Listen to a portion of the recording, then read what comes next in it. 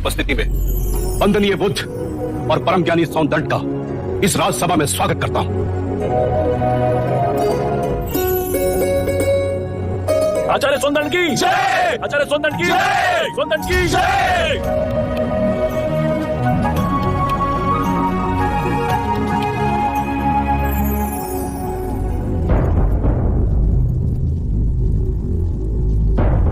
आज ये दोनों मान्यवर महाराज की उपस्थिति में इस राजसभा में अपने अपने विचार व्यक्त करेंगे।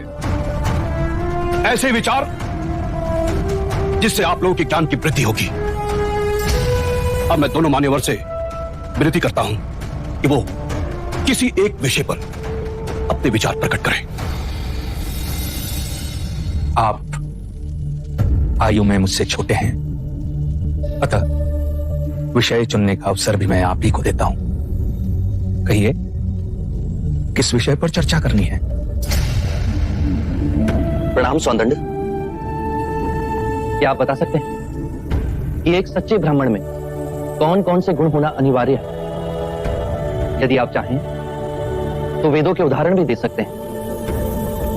वेद पाठ तो सौंदर्य का प्रमुख विषय है।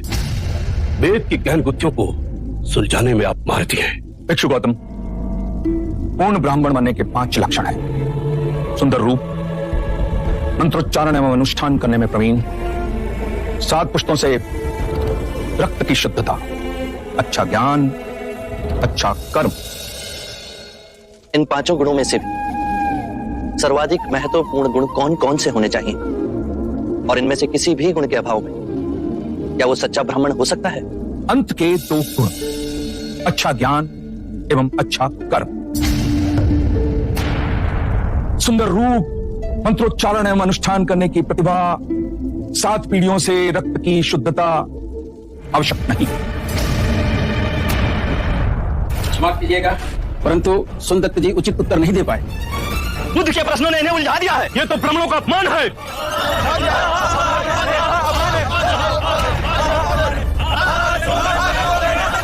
आदरणीय सभागण, यदि आप सौंदर्य में आस्था रखते हैं तो कृपया कर शांत हो जाइए, उन्हें अपनी बात कहने दें। यदि आप उनमें आस्था नहीं रखते तो आप में से जो चाहे इस विषय की चर्चा को आगे बढ़ा सकता है। मैं आप सभी के प्रश्नों के उत्तर दूंगा।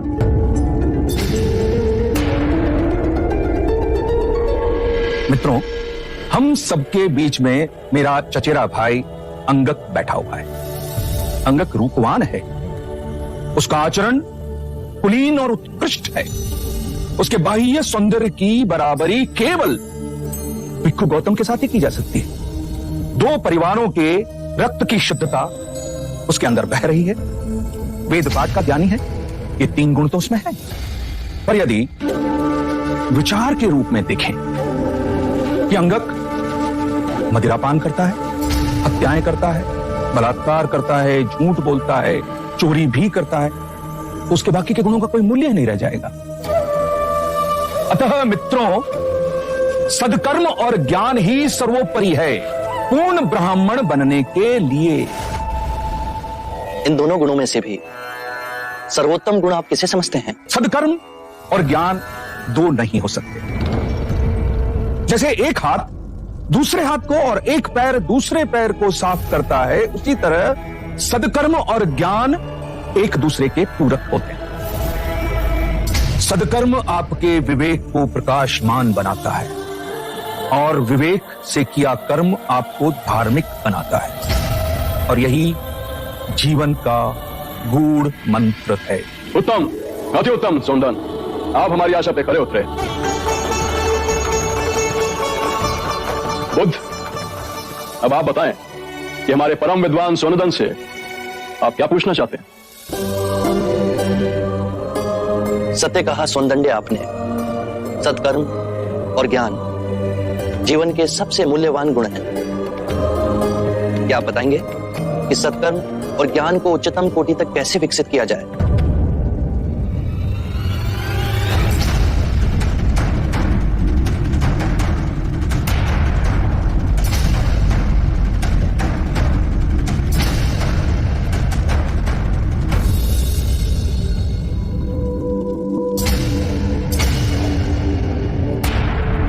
हे करुणा निदान, इस विषय में आप ही हमारा मार्ग निर्देश करें।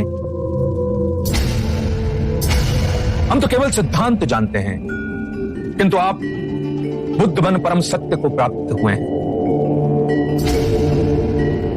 हे परम पुरुष, आप ही बताएं, सद्कर्म और ज्ञान की उच्चतम कोटि तक कैसे पहुंचा जा सकता है? आत्ममुक्ति के 3 चरण हैं: शीलाचार, ध्यान और ज्ञान। यदि हम शीलों का आचरण करते हैं तो ध्यान साधना में वृद्धि होती है और ध्यान साधना से ज्ञान का उदय होता है, जिससे शीलों का गहन आचरण करना संभव होता है।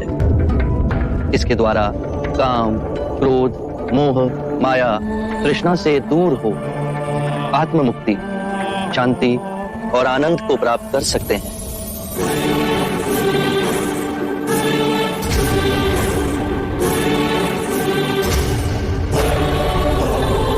हे करुणानिधि, आपने मेरी आंखें खोल दी, मुझे अंधकार से प्रकाश में ले आए।